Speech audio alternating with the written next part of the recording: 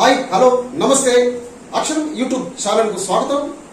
ఈనాటి పేపర్ కబుర్లు శీర్షికన ప్రధాన తెలుగు దినపత్రికలోని వార్తలు, ఆ వార్తల్లో విమర్శ విశ్లేషణ ఇప్పుడు చూద్దాం.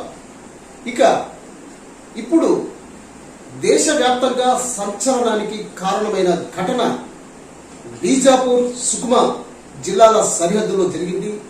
అక్కడ నక్సలైట్లకు మన భారత సైనిక బలగాలకు మధ్యన జరిగిన కాల్పుల్లో దాదాపు 22 మంది జవాన్లు మృత్యువాత పడ్డారు.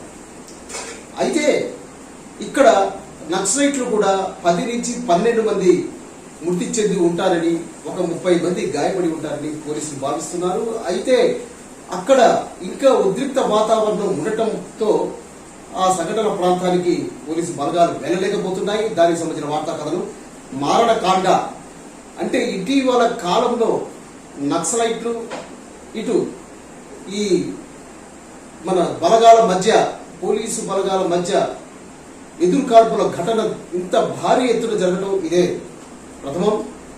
దీనికి సంబంధించిన వార్త ఉంది. ఛత్తీస్గఢ్ ఎన్కౌంటర్ లో మరో 17 మంది జవాన్ మృతదేహాల గుర్తింపు, 22కు చేరిన మృతుల సంఖ్య. వీరిలో 2 ఏపీ వాసులు, 10 నుంచి 12 మంది మావోయిస్టులు హతం. ప్రతీకారం తీర్చుకుంటామన్న కేంద్ర హోంశాఖ మంత్రి అమిత్ షా.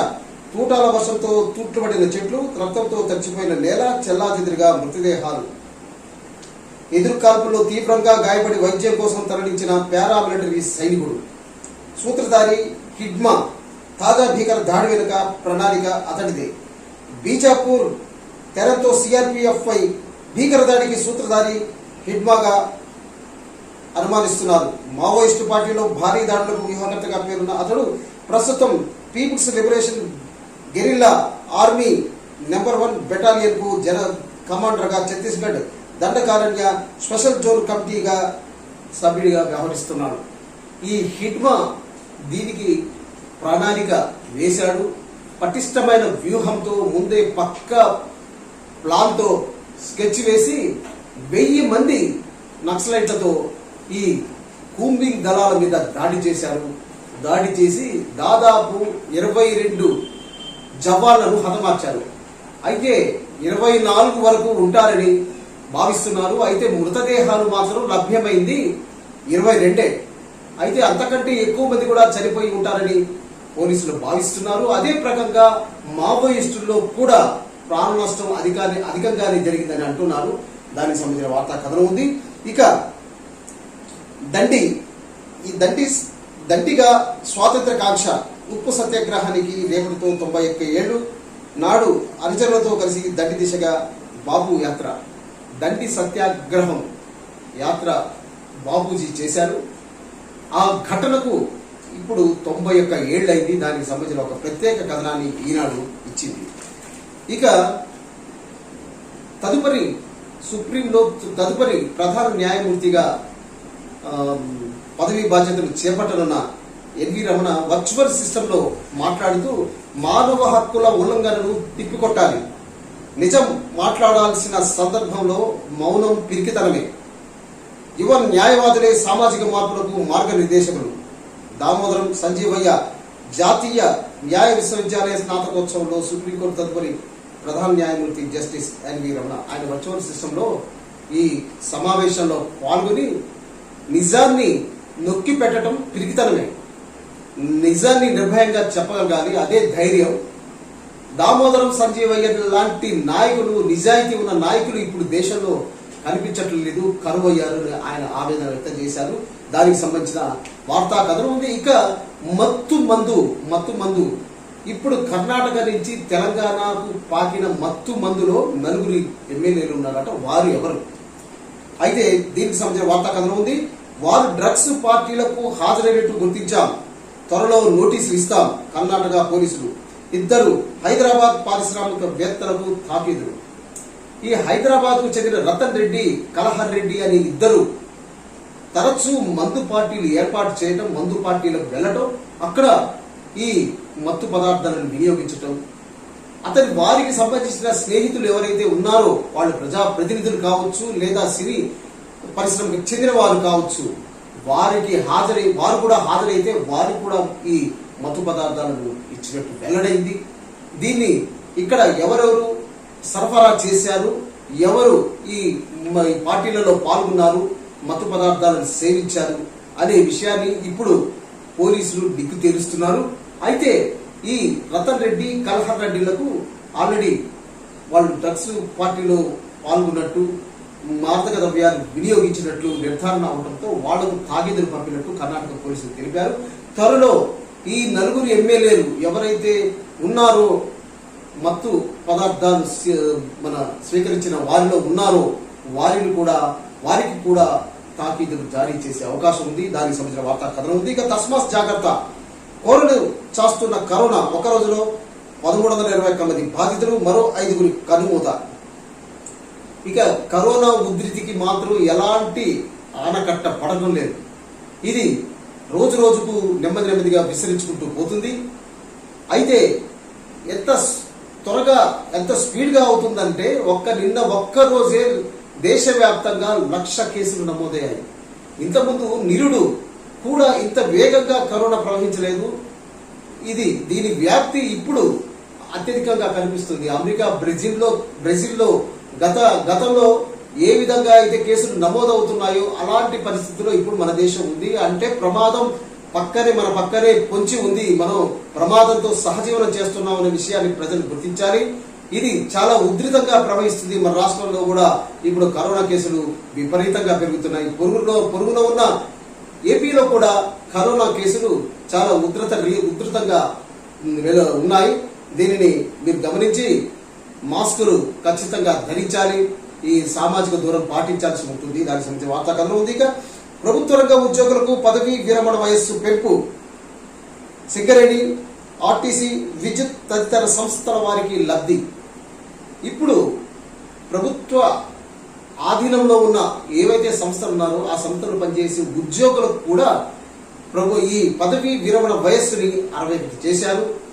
వాస్తవానికి ఎప్పుడైతే కేసీఆర్ ఫిట్మెంట్ తో పాటు ఈ 60 ఏళ్ల వయో పరిమితి పెంచగానే ఆర్టీసీ, సింగరేణి కార్మికులు వారు నిరసన వ్యక్తం చేశారు. తమ ఆవేదనను కూడా వెలిబుచ్చారు. ఎందుకంటే మేము కూడా ప్రభుత్వ ఉద్యోగులే, మాకు కూడా ఈ పదవి వయో పరిమితి పెంచితే బాగుంటుంది అని చెప్పేసి వారు ఆశించారు. అయితే వాళ్ళందరికీ ప్రయోజనం కలిగే విధంగా కేసీఆర్ ఉత్తర్వులు జారీ చేశారు. దీనివల్ల ఈ విద్యుత్ తర్వాత సింగరేణి, ఆర్టీసీలో ఈ కార్పొరేట్ సంస్థల్లో పనిచేసే ఉద్యోగులందరికీ కూడా లాభం కలిగింది. దానికి సంబంధించిన వార్తా కథనం ఉంది. ఇక సెలూన్లు, లాండ్రీలు, ధోబీఘాట్లకు 250 యూనిట్ల వరకు విద్యుత్ ఉచితం. ఈ నెల 1 నుంచే వర్తింపు, సీఎం నిర్ణయం, ఉత్తర్వులు జారీ. ఈ లాండ్రీ షాపులు, సెలూన్లు, ఈ ధోబీఘాట్లకు 250 యూనిట్ల వరకు విద్యుత్ ఉచితం. ఆ తర్వాత ఎక్కువ వాడుకుంటే దానికి డబ్బులు ఛార్జీలు చెల్లించాల్సి ఉంటుంది. దానికి సంబంధించిన వార్తాకరణలో ఇది ఆయా వర్గాలకు లాభదాయకంగా కలిగేటట్టు సీఎం కేసీఆర్ నిర్ణయం తీసుకున్నారు. దానికి సంబంధించిన వార్త. ఇక మరోపక్క డిస్కంలు నష్టాల్లో ఉన్నాయి. ఈ డిస్కంలు నష్టాల్లో ఎందుకున్నాయి అంటే ఉచిత విద్యుత్ ఇవ్వటం అనేది. రైతులకు ఆల్రెడీ ఉచిత విద్యుత్ ఇస్తున్నారు. నిరవధికంగా 9 గంటల పాటు ఉచిత విద్యుత్ ఇస్తున్నారు. దానివల్ల డిస్కంలు నష్టాల పాలవుతున్నాయి.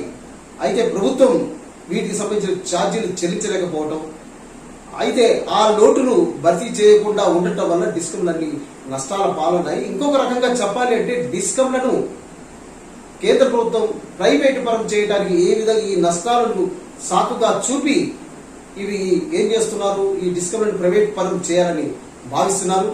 అయితే వాటికి సంబంధించిన వార్తాకథనం కూడా చూద్దాం.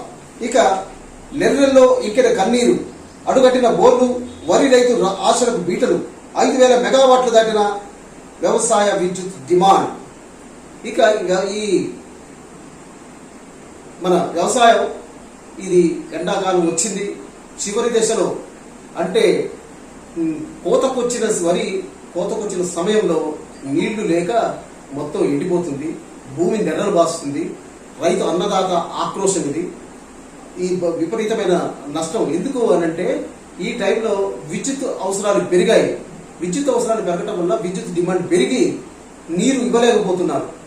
కాలువ ఆయకట్టు ప్రాంతాల్లో పర్వాలేదు, మిగతా మెట్ట ప్రాంతాల్లో అయితే నీటి ఇవ్వాలి అంటే చాలా కష్టమైన పరిస్థితి ఉంది. దానికి సంబంధించిన వార్తా కథనం ఉంది. ఇక ఒక్కరోజే 93,000 కరోనా కేసులు ఈ ఏడాది ఇదే అత్యధికం. సెప్టెంబర్ తలపిస్తున్న పరిస్థితులు దానికి సంబంధించిన వార్తా కథనం ఉంది. మహారాష్ట్రలో రాత్రి సమయంలో కర్ఫ్యూ అంటే మినీ లాక్డౌన్, అక్కడ రాత్రి సమయంలో మాత్రం కర్ఫ్యూ విధిస్తున్నారు. అయితే కొన్ని పరిమితులతో అక్కడ లాక్డౌన్ విధించారు. దాన్ని మినీ లాక్డౌన్ అని అంటున్నారు. వారాంతంలో లాక్డౌన్ విధించే అవకాశాలు కూడా ఉన్నాయి. ఏపీలో 1730 కేసులు, 5 మృతి. ఇది ఈ కరోనా ఉధృతికి సంబంధించిన వార్తలు. ఇక టిఎస్ బి పాస్ లో వెసులుబాటు, ఒకరికంటే ఎక్కువ మంది పేర్లతో దరఖాస్తులకు అనుమతి, అదనపు అంతస్తులు, గదుల నిర్మాణానికి మార్గం సుగమం. ఏదైనా ఇప్పుడు అదనంగా గదులు నిర్మించుకోవాలంటే దాని అనుమతులకు ఇబ్బందులు పడాల్సి వస్తుంది. ఇప్పుడు ఈ వెసులుబాటు కల్పించారు. దానివల్ల ఇక ముందు అంతస్తులు నిర్మించుకోవడానికి ఎలాంటి ఇబ్బందులు ఉండవని దానికి సంబంధించిన వార్తా కథనం ఉంది. ఇక ఆంధ్రజ్యోతి తీసుకుంటే మృత్యు పంజా, ఇక్కడ 24 మంది జవాన్లు చనిపోయినట్టుగా ఇస్తున్నారు. 31 మంది గాయపడ్డారు ఈ ఘటనలో. ఛత్తీస్గఢ్ లో మావోయిస్టుల ఘాతకం, చిత్రహింసలకు గురి చేసి దారుణ హత్యలు. అయితే ఆల్రెడీ జవాన్లు నక్సలైట్లకు దొరికారు. వాళ్ళు చిత్రహింసలకు గురి చేసి కాల్చి చంపారట. తుపాకులతో కాల్చి, కత్తులతో పొడిచి, హెడ్మా నేతృత్వంలోని గెరిల్లాలు దారుణం. బుల్లెట్ ప్రూఫ్ ధరించిన మావోయిస్టులు. తూటాలకే కాక హై డిటేషన్ తో కూడా ప్రాణ నష్టం. నక్సల్స్ కోసం వేటను కొనసాగిస్తాం అమిత్ షా. ఇది అక్కడ పరిస్థితిని దారుణమైన నక్సల్స్ దుర్చర్యను ఇక్కడ కళ్ళకు కట్టినట్టు కనిపిస్తుంది వార్తలో. పక్కా వ్యూహంతో హెడ్మా అనే వ్యక్తిని పక్కా వ్యూహంతో ఈ గెరిల్లా ఆపరేషన్ నిర్వహించాడు. అందువల్ల ఎక్కువ సంఖ్యలో జవాన్లకు నష్టం కలిగింది. దానికి సంబంధించిన వార్త కదా. ఇక లక్ష్య దిశగా ఇప్పుడు మనం చెప్పుకున్న కరోనా ఎలా ఉధృతి ఉంది. ఇప్పటికే 93,000 మందికి వైరస్ సోకింది. రాష్ట్రంలో 23 జిల్లాల్లో దాని తీవ్రత కనిపిస్తుంది. అది దానికి సంబంధించిన వార్త కథనం ఉంది. ఇక లాక్డౌన్ పరిష్కారం కాదు. మన రాష్ట్రంలో లేదా పొరుగునే ఉన్న తెలంగాణ, మన ఏపీలో కూడా, తెలుగు రాష్ట్రమైన ఏపీలో కూడా అక్కడ లాక్డౌన్ విధిస్తే అది పరిష్కారం కాదు అని వైద్య నిపుణులు హెచ్చరిస్తున్నారు. సెకండ్ వేవ్ భిన్నమైనది. ఈ కరోనా సెకండ్ వేవ్ ఇంతకుముందు దానికంటే భిన్నంగా ఉంది. నిరుడు లాక్డౌన్ లోనూ ఆగని వ్యాప్తి. టీకాలు, టెస్టులు, మాస్కులు, నేటి అస్త్రాలు, ప్రజా చైతన్యంతో అడ్డుకట్ట. చూసారా, జన సమూహం ఎక్కడైతే ఉన్నారో అక్కడే కరోనా వ్యాప్తి చెందుతుంది. సామాజిక దూరం పాటించాలి, మాస్కులు ధరించాలి, శానిటైజర్ వినియోగించాలి. ఇవి ఇప్పుడు ఖచ్చితంగా పాటిస్తే కరోనా అనేది మన దరి చేరదు. ఆ విషయాన్ని గుర్తించాలి. అయినప్పటికీ ఇంత చెప్తున్నా కానీ ప్రభుత్వం చెవినిల్లు కట్టుకుని చెప్తున్నా, లేకపోతే ప్రసార మాధ్యమాలు కూడా చెప్తున్నప్పటికీ ప్రజలు వినిపించుకోవటం లేదు. ఫంక్షన్లు, పెళ్లిళ్ళు, ఇతర కార్యక్రమాల్లో పాల్గొంటున్నారు, సభలు సమావేశాల్లో పాల్గొంటున్నారు. ఈ పాల్గొనడం వల్ల కరోనా ఒకరి నుంచి ఇంకొకటి వ్యాప్తి చెందుతుంది. అది గమనించటం లేదు. పోనీ అక్కడ కూడా జాగ్రత్తగా ఉంటున్నారా, కోవిడ్ నిబంధనలు పాటిస్తున్నారు అంటే అది కూడా లేదు. మాస్కు లేకుండా జనసమూహాల్లోకి వెళుతున్నారు, కరోనా బారిన పడుతున్నారు. ఇది ఎప్పుడైతే మనం ఖచ్చితంగా పాటించగలుగుతామో అప్పుడే కరోనాకు చెక్ పెట్టగలుగుతాము.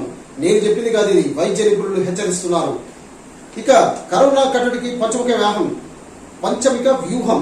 కరోనా కట్టడికి పంచముఖ వ్యూహం. Test, trace, treat, vaccination, corona నిబంధనలు పాటించడం, ఈ 5 తప్పక పాటించాలి. ఉన్నత స్థాయి భేటీలో ప్రధాని మోడీ. ఇది కరోనా కట్టడికి పంచముఖ వ్యూహాన్ని పాటించాలని మోడీ ఆయన ఉద్బోధిస్తున్నారు. వర్చువల్ సిస్టంలో ఆయన బాగానే చెప్తారు. కానీ సామాన్య ప్రజలకు అది ఎలా అవగాహనలోకి వస్తుంది, వారిని ఎలా చేయగలుగుతారు అనే విషయంలో రాష్ట్రాలు ఆలోచించటం లేదు, కేంద్రాలు ఆలోచించటం లేదు. ఖచ్చితంగా ప్రతి చోట మాస్కు లేని రోడ్డు మీదకి రానివ్వకుండా ఉండటం. ఇప్పుడు చాలా చోట్ల no mask no petrol, no mask no enter అని చెప్పేసి ప్రతి చోట పెడుతున్నారే కానీ వాటిని అమలు చేయట్లేదు. బస్సుల్లో కూడా, ట్రైన్లలో కూడా, ఈ మెట్రోల్లో కూడా మాస్క్ కనిపిస్తుంది, మాస్క్ చూపిస్తున్నారు, లోపల ఇతర మాస్క్ తీసేస్తున్నారు. ఇలాంటి పరిస్థితికి ప్రభుత్వమే చెక్ పెట్టాలి. ఖచ్చితంగా మాస్క్ ను వినియోగించాలని ఖచ్చితమైన నిబంధన పెట్టాలి. ఎవరైతే పాటించిన వారికి కఠినమైన శిక్ష ఉండాలి, జరిమానా విధించాలి. అప్పుడే ప్రజల్లో చైతన్యం వస్తుంది. చైతన్యం వచ్చి ప్రతి ఒక్కరు మాస్క్ వినియోగించగలుగుతారు. ఈ కరోనా ఉధృతిని ఆపగలుగుతారు. దానికి సంబంధించిన ఇప్పుడు ఆసుపత్రులకు నర్సులు కావాలండి. అనుభవం లేకుండా ఓకే, వసతులు కల్పిస్తాం. ప్రైవేటు కార్పొరేట్ ఆసుపత్రుల ప్రకటనలు. కరోనా సెకండ్ వేవ్తో పెరిగిన డిమాండ్. ఇక్కడ జీతం గరిష్టంగా 20,000 మాత్రమే. విదేశాల్లో అయితే 1,00,000. ఓటీ చేస్తే అదనం. బయట దేశాలకు వెళ్ళేందుకు నర్సుల ఆసక్తి. ఇప్పుడు ఈ కరోనా కారణంగా చాలా మంది ఈ నర్సులు ఏం చేస్తున్నారంటే ఉద్యోగాలు మాత్రం ఇళ్లలో ఉంటున్నారు. ఎందుకంటే ఆయా పేషెంట్లకు సేవ చేయాల్సిన పరిస్థితి వస్తే, కరోనా సోకితే తమ పరిస్థితి ఏంటి అనే బాధతో చాలా మంది ఏం చేస్తున్నారు అంటే ఈ ఉద్యోగాలు మానుకున్నారు. దానివల్ల ఏమైందంటే నర్సు పోస్టులకు డిమాండ్ పెరిగింది. మన ఇక్కడ కాకుండా, మన దేశంలో కాకుండా ఇతర దేశాల్లో కూడా నర్సులకు ఆహ్వానం పలుకుతున్నారు. దాదాపు ₹1,00,000 జీతం ఇస్తున్నారు. అదనంగా పనిచేస్తే ఓటీ కూడా ఇస్తున్నారు. అందువల్ల మన దగ్గర ఉన్న వాళ్ళంతా ఇతర దేశాలకు వెళ్తున్నారు. ఆ విధంగా కూడా మన దగ్గర నర్సుల కొరత ఏర్పడింది. దానికి సంబంధించిన వార్తాకరణ ఉంది. ఇక ఆకర్ష సర్పంచ్ సాగర్ ఉప ఎన్నికలో జంప్ జిల్లా నీళ్ల పర్వం. ఎంపీటీసీ సభ్యులు సర్పంచ్లపై పార్టీల గురి. తమ పార్టీలో చేర్చుకునేందుకు ప్రయత్నాలు. భారీగా డబ్బు ముట్ట చెప్పిన ఒప్పందాలు. ఇక్కడ ప్రధాన పార్టీల అభ్యర్థులు 3 అంటే కాంగ్రెస్, బీజేపీ, టీఆర్ఎస్ కొంచెం ధనవంత పార్టీలే. అందువల్ల అక్కడ ఏ విధంగానైనా అధికారాన్ని నిలుపుకోవాలని టీఆర్ఎస్ ప్రయత్నిస్తుంది. అదేవిధంగా సానుభూతి ఓట్లు కావచ్చు, లేకపోతే సామాజిక వర్గం అభ్యర్థి సామాజిక వర్గ పరంగా ఓట్లు పడతాయని భావిస్తుంది.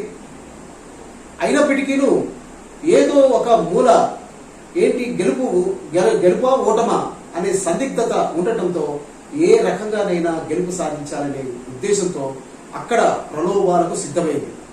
అంటే సర్పంచ్ అక్కడ స్థానికంగా ఉండే ఎంపీటీసీలు, జెడ్పీటీసీలు, సర్పంచ్లకు ఈ మార్కెటింగ్ సంబంధించిన వాళ్లకు, ఆ తర్వాత ఈ సహకార పరపతి కేంద్రాల సభ్యులకు, వాళ్ళ అధ్యక్షులకు అందరికీ ఏం చేస్తున్నారంటే నోట్ల గాలం వేస్తున్నారు.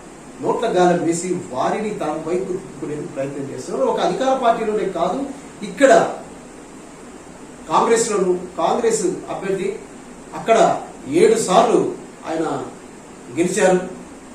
ఇప్పుడు ఆయన మళ్ళీ రంగంలో 8వ రంగంలో అక్కడ గెలవడానికి ఆయన కూడా ఈ వ్యూహాలను పలుకుతున్నారు.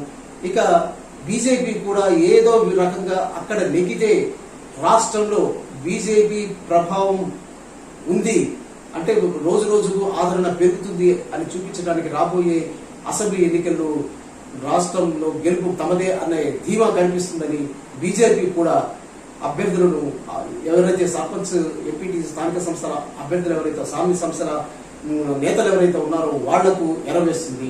ఈ రకంగా ప్రధాన పార్టీలు అక్కడ ఎర్రలు వేయడంతో ఈ ఆపరేషన్ ఆకర్షణ పేరుతో ఒక వార్త ఇచ్చారు ఈ ఆంధ్రజ్యోతిలో. ఇక ద్రవిడవాదమా హిందుత్వమా, 1998 ఫార్ములా మళ్లీ పనిచేస్తుందా, గెలుపుపై ధీమాతో డిఎంకే, హ్యాట్రిక్ పై అన్నా డిఎంకే ఆశలు. కమల్ హాసన్ కమాల్ ఎంత, తమిళనాడు ఓటర్ తీర్పు రేపే, పేర్లై చరిత్ర సృష్టిస్తారా, కేరళలో సిపిఎం గాలి అయినా డీలా పడిన కాంగ్రెస్, బీజేపీ బలం పెరుగుతుందా, ప్రచారం సమాప్తం, రేపు పోలింగ్. ఈ 2 రాష్ట్రాల్లో కూడా రేపు పోలింగ్ ఉంది. దక్షిణాది రాష్ట్రాల్లో ఎక్కువగా అన్నా డిఎంకే 3వసారి అక్కడ గెలవాలనే ఆతృతతో ఉంది. పైనుంచి మన మోడీ గారి ఆశీస్సులు ఉన్నాయి. ఇక డిఎంకే పార్టీ అక్కడ ప్రధానంగా గెలుపు దిశగా వెళుతుంది. ఎందుకంటే కొన్ని పార్టీలతో కలుపుకొని అక్కడ చాలా బలవత్తరమైన పార్టీగా ఏర్పడింది. ఇక కమల్ హాసన్ కూడా అక్కడ పోటీ చేస్తున్నారు. ఆయన పోటీ చేస్తున్న చోట లేదా ఆయన కొన్ని స్థానాల్లో ఆయన పార్టీ అభ్యర్థులు పోటీ చేస్తున్నారు. అయితే ఆయన కూడా అక్కడ ఎందుకంటే సినిమా నటుడు ప్లస్ తమిళులకు చాలా ఇష్టమైన నటుడు, అందువల్ల ఆయన ప్రభావం ఎంతవరకు ఉంటుంది కూడా ఇప్పుడు ప్రస్తుతం ఈ రాజకీయ విశ్లేషకులు చెప్పలేకపోతున్నారు. అక్కడ ఎవరి ప్రభావం కనిపిస్తుంది అది దానికి సంబంధించిన వార్తాకరణ ఉంది. అంటే ద్రవిడవాదమా హిందుత్వవాదమా అని అంటే అన్నా డిఎంకే ప్లస్ బీజేపీ అక్కడ పోటీ చేస్తున్నారు, అలయన్స్ గా పోటీ చేస్తున్నారు. అది హిందుత్వవాదం కింద వస్తుంది. ద్రవిడవాదం అంటే డిఎంకే పార్టీ ద్రవిడవాదాన్ని తల మీదకి ఎత్తుకుంది. అందువల్ల ఈ రెండింటి మధ్యలో ప్రధానంగా అంటే కమల్ హాసన్ తర్వాత ఎండిఎంకే మన విజయకాంత్ వీళ్ళందరూ పక్కన పెడితే ఇప్పుడు ప్రధానంగా 2 పార్టీల మధ్యనే డిఎంకే, అన్నా డిఎంకే, ఈ రెండింటిలో గెలుపు ఎవరిది అనే ఉద్దేశంతో ఇక్కడ వార్తాకథనం ఒకటి ఇచ్చారు. అది దానికి సంబంధించిన వార్త. ఇక సాక్షి తీసుకుంటే సాక్షి ఎప్పటిలాగానే మరో పరిశోధనాత్మకంగా ఈ మా రీచ్ అంటే ఇసుక రీచులకు సంబంధించిన వార్త. మా రీచులు అంటే అక్కడ రీచుల్ని కొల్లగొట్టుకుపోతున్న వాళ్ళ గురించి ఒక ప్రత్యేక కథనం ఇచ్చింది. దారి మార్చి ఇసుక దోపిడీ, అభివృద్ధి పథకాల పేరిట దారి మడుతున్న ఇసుక. సూర్యాపేట జిల్లా తిరుమల మండలం ప్రదేశం. సమయం బిక్కేరు వాగు నుంచి వస్తున్న ఇసుక ట్రాక్టర్లు. ఇది తెలంగాణ సంబంధించిన వార్త. సామాన్యుడి ఇంటికి ఇసుక దొరకదు, వందల లారీల అక్రమ తరలింపు ఆగదు. లొసుకులను ఆధారంగా చేసుకుని ఖజానాకు భారీగా గండి, లెక్కాపత్రం లేకుండా కారీలో ఇష్టారీతిన తవ్వకాలు, ఆన్లైన్లో బుకింగ్ మొదలుగా పరిమితిని ఇచ్చి తరలింపు దాకా ఒక పర్మిషన్ పై 4 నెంబర్ ప్లేట్లు పెట్టుకుని 4-5 లారీల్లో రవాణా. గిరిజన సహకార సొసైటీ ముసుగులో ఇతరుల అక్రమ వ్యాపారం. టీఎస్ఎంటీసీ ఇతర విభాగాల సిబ్బందికి వాటాలు. ఇసుక దొరక ఇబ్బందుల పాలవుతున్న సామాన్యుడు 4-5 రెట్లు ధరలు పెట్టి బ్లాక్లో కొనాల్సిన పరిస్థితి. సామాన్యుడు ఈ ఇసుక కొనాలంటే నానా పాటలు పడాలి. అదే అన్నీ తెలిసిన వ్యక్తులైతే అది ఆన్లైన్లో బుకింగ్ చేసుకుని నెంబర్ ప్లేట్లు మార్చి 4-5 లారీల్లో తెచ్చుకుంటున్నారు. ఈ రకంగా ఇటు ప్రభుత్వాన్ని మోసం చేస్తున్నారు. సామాన్యుడైతే ఎక్కువ ధరకు పెట్టి ఇసుకను కొనాల్సిన పరిస్థితి ఏర్పడింది. దానికి సంబంధించిన వార్తా కథనం ఉంది. ఎక్కడి నుంచి ఇసుక వస్తుంది? ఎక్కువగా హైదరాబాద్ లో రియల్ ఎస్టేట్ భూమి ఎక్కువగా ఉండటం వల్ల ఇతర ప్రాంతాల నుంచి హైదరాబాద్కి ఇసుక వస్తుంది. అది ఎలా వస్తుంది ఏంటి దానికి సంబంధించిన వార్తా కథనం ఈ అక్రమాలకు సంబంధించి ఉంది. ఇంకా జవాన్లపై పంజా అనేది ఒక వార్త ఉంది. అది ఏ రకంగా గాలం వేసి కాపు కాసి దీటైన జవాబు ఇస్తామని అమిత్ షా అన్నట్టు దానికి సంబంధించిన వార్తా కథనం ఉంది. ఇక ఈ మినీ లాక్డౌన్ కరోనా కట్టడికి మహారాష్ట్ర సర్కార్ కీలక నిర్ణయం తీసుకుంది. ఒకే రోజు 93,000 కేసులు అని చెప్పేసి. ఇక పరిస్థితి ఏంటి అంటే ఏం చేయాలి అని చెప్పేసి దీనికి సంబంధించి గవర్నర్, మన రాష్ట్ర గవర్నర్ పుదుచ్చేరిలో అక్కడ ఇన్ఛార్జ్ లెఫ్టినెంట్ గవర్నర్గా ఉన్నారు. ఆమె ఇక్కడ వైద్య శాఖ మంత్రిని ఫోన్ చేసి అసలు ఏం చర్యలు తీసుకుంటున్నారు అని చెప్పి పరిస్థితి ఏంటి అడిగి తెలుసుకున్నారు. రాష్ట్రంలో కరోనా వ్యాప్తిపై పుదుచ్చేరి నుంచి గవర్నర్ ఆరా, వైద్య ఆరోగ్య మంత్రి ఈటెల రాజేంద్రకు ఫోన్. వెంటిలేటర్ల వరకు పరిస్థితి ఎందుకు వస్తుందన్న గవర్నర్. నివారణ చర్యలు చేపట్టాలని సూచన. ప్రజలు మాస్కులు ధరించాలని విజ్ఞప్తి.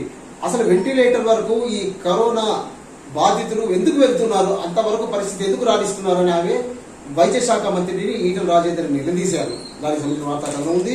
ఇక ఈ లక్షలాదిగా కరీంనగర్ లోని అలగనూరు శివారులో వాహనదారులపై పురుగులు దండయాత్ర చేస్తున్నాయి.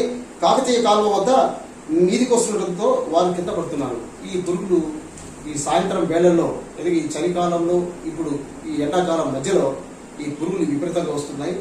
ఈ పురుగులు అంటే ఈ వ్యవసాయం అంటే పంట పొలాలు ఉన్న చోట ఈ పురుగులు ఎక్కువగా ఉంటాయి. ఇవి వాహనాలు రాగానే రాత్రి సమయంలో ఏమవుతుందంటే ఈ లైటింగ్ కి పురుగులన్నీ లేచి మీదకి వచ్చేస్తున్నాయి. దానివల్ల ఈ పురుగుల బాధ నుంచి తప్పించుకోలేక వాడు కింద పడిపోతున్నారు. చిన్న చిన్న ప్రమాదాలు జరుగుతున్నాయి, గాయపడుతున్నారు. దానికి సంబంధించిన వార్తా కథనం ఉంది. ఇక ఈ పచ్చసొన సుగుణాల సోన విటమిన్ డి కొరత రాకుండా చూసుకోవాలంటే రోజు కోడిగుడ్డు తినాలని పచ్చసొనలో ఉండే డి విటమిన్ మరెక్కడ లభిస్తుందని అంటున్న ఈ న్యూట్రిషన్ పర్ఫ్యూషన్ డి దానికి సంబంధించిన వార్తా కథనం ఉంది. అంటే ఈ పచ్చసొన ప్రతిరోజు తింటే ఇమ్యూనిటీ పెరుగుతుందట, కరోనా కూడా దూరంగా ఉంటుందని చెప్పేసి ఆమె చెప్తున్నారు. దానికి సంబంధించిన వార్తా కథనం ఉంది. ఇక మనం ఇందాక చెప్పుకున్నాం డిస్కంల నష్టాలు 36,230 కోట్లు. మరి ప్రతిదానికి ఉచిత విద్యుత్ ఇచ్చేస్తున్నారు అనుకోండి. ఇప్పుడు ఆల్రెడీ గృహ అవసరాలకు తక్కువ యూనిట్లో వాడుకున్న వాళ్ళకి ఇస్తున్నారు, తర్వాత రైతులకు ఇస్తున్నారు, ఇప్పుడు ల్యాండరీ వాళ్లకు, ధోబీ ఘాట్లకు, ఆ తర్వాత ఈ సెలవులకు కూడా ఇవ్వడానికి సిద్ధమైంది ప్రభుత్వం. ఇక ఎవరికి పడితే ఇష్టం వచ్చినట్టు ఉచిత విద్యుత్ ఇచ్చుకుంటూ పోతే డిస్కమ్ నష్టం రాకుండా ఏమవుతుంది అంటే ఇదంతా గ్లోబల్ ప్రచారం. అంటే మంచిగా ఉన్న కుక్కను చంపాలంటే అది పిచ్చి కుక్కని ముద్ర వేయాలి. పిచ్చి కుక్కని ముద్ర వేసిన తర్వాత అప్పుడు చంపిన ప్రజలెవరు అడ్డుకోరు. అదే ప్రచారాన్ని ఇప్పుడు డిస్కంల మీద ఇటు కేంద్ర ప్రభుత్వం, ఇటు రాష్ట్ర ప్రభుత్వం ఈ రెండు ఏం చేస్తున్నాయంటే డిస్కంలు నష్టపోతున్నాయి. నష్టపోవడానికి ప్రధాన కారణం ఎవరు? మీరు ఇస్తున్న ఇవే మినహాయింపులే, సబ్సిడీలే. దీని వల్ల డిస్కమ్ నష్టపోతుంది. అది ఎవరు ఈ నష్టాన్ని ఎవరు పూడ్చాలి అంటే ప్రభుత్వాలే పూడ్చాలి. ప్రభుత్వాలు ఇవ్వనప్పుడు అది నష్టాల పాలు కాకుండా ఏమవుతుంది? అయితే నష్టాలు గురవుతున్నాయి చెప్తూ ఏం చేస్తున్నారంటే ప్రైవేట్ పరం చేయడానికి కేంద్రం సిద్ధమవుతుంది. అప్పుడు ఈ రైతులకు ఉచిత విద్యుత్ ఎవరిస్తారు? ప్రైవేట్ పరం తీసుకుని ప్రైవేట్ వ్యక్తులు ఇస్తారా? ఇవ్వరు. అంటే మరి రాష్ట్ర ప్రభుత్వం ఈ మొత్తాన్ని ఏదైతే లోటు ఉన్న దాన్ని భర్తీ చేయాలి. లోటు భర్తీ చేయాలంటే కొత్తగా వినియోగదారుల మీద మళ్ళీ ఛార్జీలు విధించాలి. అంటే చివరికి ఎవరు నష్టపోతున్నారు అంటే ప్రజలే. ఈ సబ్సిడీల భారం ఎవరు మోయాలి? ప్రజలు మోయాలి, ప్రభుత్వం కాదు. ప్రజల మీదనే భారం పడుతుంది తర్వాత. ఇది గమనించాలి. ఇక నమస్తే తెలంగాణ తీసుకుంటే మరి ఈ ఎందుకు ఎడిటింగ్ పెట్టారో తెలియదు కానీ అయితే నిండు గలగలల కొండ పోచమ్మ, నీళ్లు రాగా నిజాం సాగర్ వెలవెల. ఈ వెలవెల ఎందుకుందండి? నీళ్లు ఫుల్లుగా ఉంటే నీళ్లు ఫుల్లుగా వస్తున్నాయి. నిజాం సాగర్ లో నీళ్లు నిండుతుంటే నిజాం సాగర్ వెలవలని హెడ్డింగ్ ఎందుకు పెట్టారు అంటే వాళ్ళు అర్థం తెలియక పెట్టారా లేకపోతే ప్రాస కోసం వెతికి పెట్టారా అర్థం కావట్లేదు. నీళ్లు రాగా నిజాం సాగర్ వెలవెల పోతుందంటే అర్థం ఏంటి? అక్కడ ఏమి నీళ్లు లేవనే కదా. మరి నీళ్లు పుష్కలంగా కనిపిస్తున్నప్పుడు ఈ సబ్ హెడ్డింగ్ ఎందుకు పెట్టారు? అది మరి ఆ సంపాదక వర్గానికే తెలియాలి. అది ఎందుకు పెట్టారో అంటే ఏ అర్థంతో పెట్టారో కూడా తెలియని పరిస్థితి. మంజీర నాథాల నర్తించు గంగమ్మ, కొండపోచమ్మ నుంచి హద్దివాగులోకి, అక్కడి నుంచి మంజీరా, నిజాం సాగర్, తెలంగాణ నదుల అనుసంధానం, ఉపనదికి జీవం పోయిన గోదావరి. ఇక్కడ దాశరథి రాసిన ఈ మంచినీటి దాని గురించి మంచి మేకప్ ఉంది, మంచిగా చేశారు. ఆ తర్వాత దాశరథి గురించి ఆయన రాసిన కవిత ఇక్కడ ఇచ్చారు. అంత బాగుంది. కానీ ఈ నిజాం సాగర్ వెలవెల అని మొదటి పేజీలో ఎందుకు పెట్టారో అర్థం కావట్లేదండి. మరి వాళ్ళు ప్రాస కోసం చూసి పెట్టినట్టున్నారు. వెలవెల అని అంటే అక్కడ ఏం లేకపోవటమే కదా, నీళ్ళు లేకపోవటం వెలవెల పోతుంది కదా. వెలవెల పోతున్నప్పుడు ఇక్కడ నిండుగా నిజాం సాగర్ బొమ్మ వేయటం ఎందుకు? అది ఒక అంతు చిక్కది. అది మరి తేల్చాలి, అది సంపాదక వర్గం. ఇక ఈ 13 జిల్లాల్లో వడగాల్పులు ఉన్నాయి. 36.5%, 41.9% డిగ్రీల మధ్య గరిష్ట ఉష్ణోగ్రతల నమోదు. పలు జిల్లాల్లోని ఉరుములు మెరుపులతో తేలిపాటి వర్షాలు. అది ఈ ఎండలు పెరిగిపోతున్నాయి, వడగాల్పులు ఎక్కువ అవుతున్నాయి. దాని సంబంధించిన వార్తా కథనం ఉంది. ఇక మాస్క్ పెట్టకపోతే సామాజిక నేరమే, టీకా తీసుకోకపోతే కరోనాను ఆహ్వానించడమే రాకేష్ మిశ్రా. ఈ మహారాష్ట్రలో రాత్రిపూట కర్ఫ్యూ, ఒకే రోజు 93,000. ఇది ఈ వార్తల ఏంటి? కరోనా ఉధృతికి సంబంధించిన వార్తలు.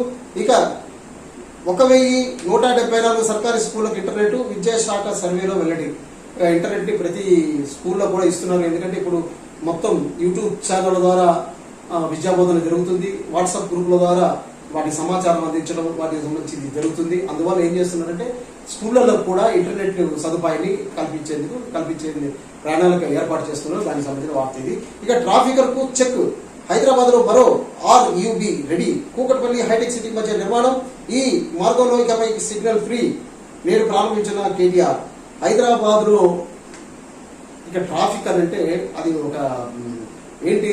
ఒక అభిమన్యుడు ఏ విధంగా పద్మవ్యూహంలో చిక్కున్నట్టు వాహనదారులు కూడా చిక్కుకుంటాడు. అలాంటి పరిస్థితి ఉంది. ఏదో మెట్రో వస్తే వాహనాల ఈ ట్రాఫిక్ ని తగ్గించవచ్చు అని చెప్పారు. మెట్రో వచ్చింది, అయినప్పటికీ ఈ ట్రాఫిక్ తగ్గలేదు. యథావిధిగా ట్రాఫిక్ ఉంది. సిగ్నల్ వద్ద దాదాపు అరగంట సేపు నిరీక్షిస్తే తప్ప మనకు అనుమతి పైకి వెళ్ళడానికి అంటే ముందుకు వెళ్ళడానికి అనుమతి దొరకని పరిస్థితి హైదరాబాద్ లో నెలకొంది. ఇప్పుడు ఎండాకాలంలో మరీ చెమటలు కక్కుకుంటూ సిగ్నల్ వద్ద వేచి చూడాల్సిన పరిస్థితి ఉంది. అయితే దీనికి విరుగుడుగా ఒక చెక్ పెట్టేందుకు మరో RUB రెడీ. దీనివల్ల సిగ్నల్ ఫ్రీ అట. ఇది ఇలాంటిదే మిగతా చోట్ల ఏర్పాటు చేసే అవకాశం ఉందని కేటీఆర్ చెప్తున్నారు. దానికి సంబంధించిన వార్త. ఇక రేపే కీలక పోరు, మినీ సంగ్రామంలో ప్రధాన ఘట్టం. తమిళనాడు, కేరళ, పుదుచ్చేరికి ఒకే దిశలో పోలింగ్. బెంగాల్ 31, అస్సాంలో 40 స్థానాలకు కూడా ముగిసిన ప్రచారం. పోలింగ్ ఈసీ అన్ని ఏర్పాట్లు. ఇక మినీ సంగ్రామం 5 రాష్ట్రాల్లో జరగబోతున్న మినీ సంగ్రామం, ఇది రేపు కీలక పోరు. దీనికి సంబంధించిన వార్తా కథనం ఉంది. ఇది ఈనాటి ముఖ్యమైన వార్తలు. ఈ వార్తలకు సంబంధించిన విశ్లేషణ, విమర్శన జరిగింది. ఇక మీరు ఈ వీడియోని navabhoomi.net లో కూడా చూడొచ్చు.